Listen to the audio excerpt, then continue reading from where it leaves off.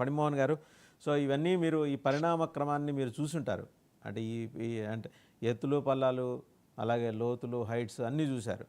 ఇవాళ హైదరాబాద్లో ఉన్న ప్రముఖ కంపెనీలు, కన్సల్టెన్సీలు, I don't want to name them, already consulate దగ్గర లిస్ట్ ఉంది, హైదరాబాద్ పోలీస్ దగ్గర లిస్ట్ ఉంది. వాళ్ళకి చాలా స్టర్న్ వార్నింగ్ అయితే ఇచ్చారు.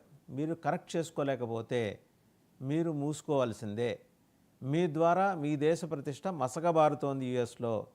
అండ్ ఇది రేపు పొద్దున దేశం మొత్తం మీద ఉండే కన్సల్టెన్సీలన్నిటి మీద ఈ దుష్ప్రభావం కనపడే సూచన ఉంది.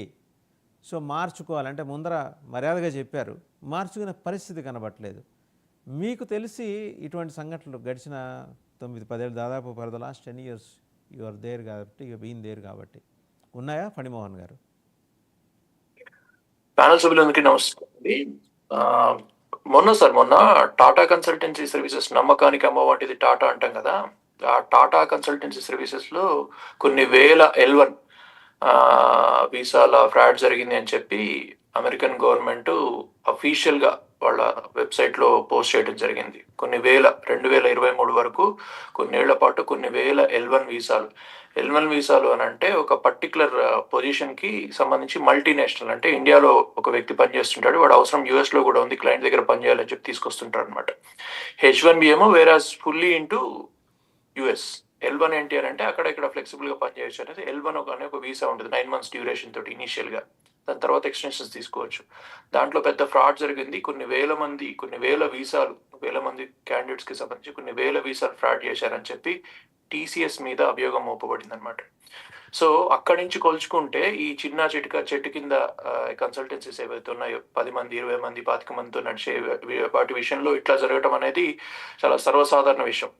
మీరు చూస్తే ఇప్పుడు పెద్ద మనకు హైదరాబాద్లో మీరు చెప్తున్న హైదరాబాద్ వేదికగా జరుగుతున్న ఐటీ కన్సల్టెన్సీస్ రైట్స్ కానీ, యుఎస్ఈఎస్ కోపం కానీ, అది పక్కన పెడితే పెద్ద మల్టీనేషనల్ కన్స్ట్రక్షన్ కంపెనీస్ కూడా బోర్డు తిప్పేస్తున్నాయి.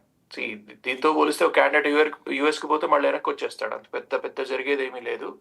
సరే, దీంట్లో కొంత ఇంటర్నేషనల్ పరువు ప్రతిష్టలు ఏమైనా దాగున్నాయి, కానీ లోకల్గా కొన్ని లక్షల మంది మోసపోతున్నా కూడా ఏం చేయలేని పరిస్థితి. బహుశా మనం కూడా మన గవర్నమెంట్స్ కూడా కొంత నిఘా పెట్టాల్సిన అవసరం ఉందేమో. బట్ అది అమెరికాకు సంబంధించిన వ్యవహారంలో నా అబ్జర్వేషన్ సంబంధించి వాసుదేవన్ గారు, సాధారణంగా ఇందాక పెద్దలు చెప్పినట్టుగా ఎంప్లాయర్ అనేవాడు ఎంప్లాయీకి హుక్ అండి. అమెరికాలో అది ఫుల్ టైమ్ అంటే direct American company, for example Walmart లో పనిచేస్తున్నాడు అనుకోండి, ఒక ఇండియన్ క్యాండిడేట్ వచ్చి డైరెక్ట్గా వాల్మార్ట్ ఎంప్లాయర్ అవుతాడు. వాడు ఎయిర్పోర్ట్లో దిగినప్పుడు వాల్మార్ట్ని, ఒకవేళ వాడి మీద ఏమైనా డౌట్ వస్తే ఈ పోర్ట్ ఆఫ్ ఎంట్రీ ఆఫీసర్స్ వాల్మార్ట్లో ఉన్న హెచ్ఆర్కి కాల్ చేస్తారు. అట్లే వాడి ఎంప్లాయర్ ఎవరైనా మన ఇండియన్ కన్సల్టెన్సీ అని అనుకోండి, ఇండియన్ కన్సల్టెన్సీకి ఫోన్ చేస్తారు. అట్లా పోర్ట్ ఆఫ్ ఎంట్రీలో దొరికి కానీ, రైట్స్లో దొరికి కానీ, ఇదొక నిత్య కృత్యం అనమాట. ప్రతి బులెటిన్లో కూడా వాళ్ళు ఒక 4 లేదా 5 కన్సల్టెన్సీస్ని వాళ్ళు రెడ్ ఏరియాలో పెట్టి వాళ్ళని దాంట్లో ఎవరు మీరు జాయిన్ కావద్దు, మేము వీటిని బహిష్కరిస్తున్నామని చెప్పి అఫీషియల్గా పోర్టల్లో పెడుతుంటారు. ఇది చాలా నిత్య కృత్యం అండి. అయితే ఇందులో వెనక దాగున్న సైన్స్ ఏంటి అని అంటే, మనం ఒక జనరేషన్ అంతా కూడా మనం చంద్రబాబు హయాంలో చూస్తే ఇంజనీరింగ్, మెడిసిన్ అని చెప్పి, ఫర్ ఎగ్జాంపుల్ నేనే ఉన్నాండి. నా ఎగ్జాంపులే, I was very much interested in to political science అనమాట. నేను నాకంటే 2 years పెద్దోడైన మా బ్రదర్కి, అప్పటికే గవర్నమెంట్ అఫీషియల్ అయిన మా ఫాదర్కి చెప్తే వాళ్ళు నవ్వారు అప్పుడు, ఎందుకంటే సీజన్ అట్లుంది. So early 2000s when I just completed my 10th grade, వాళ్ళు నవ్వారనమాట. ఎందుకంటే చుట్టూ ఉన్న ప్రపంచం మొత్తం అయితే ఇంజనీరింగ్ లేకపోతే మెడిసిన్. సో ఇప్పుడున్న యుఎస్ కార్పొరేట్స్కి కూడా టెకీల అవసరం చాలా ఉందండి. సో డిమాండ్ ఉంది, సప్లై ఉంది. ఇప్పుడు ఇన్ ద సెన్స్ అట్లీస్ట్ ఒక 2 years కింది వరకు కూడా.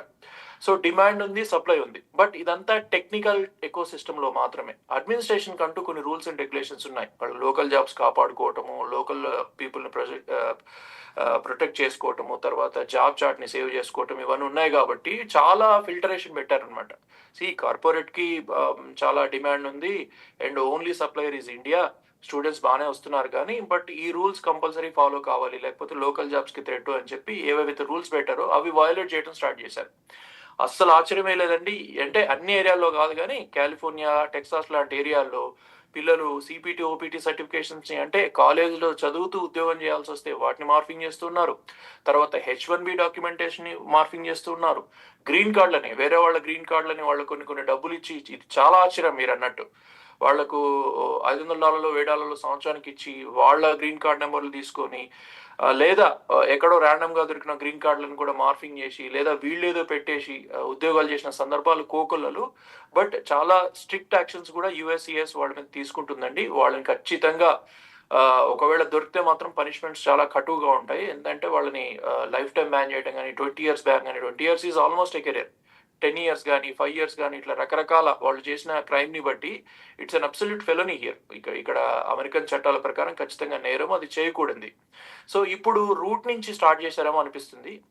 గతంలో కూడా ఇటువంటివి జరిగాయి. బట్ హైదరాబాద్ లెవెల్లో హైదరాబాద్కి వచ్చి వాళ్ళ మెయిన్ ఆపరేషన్స్ ఎక్కడైతే జరుగుతున్నాయో ఆ సెంటర్స్కి వచ్చి ఆ ఆఫీస్లో టార్గెట్ చేసి యాక్షన్స్ తీసుకోవటం అనేది ఇది నిజంగా ఆహ్వానించదగ్గ పరిణామమే.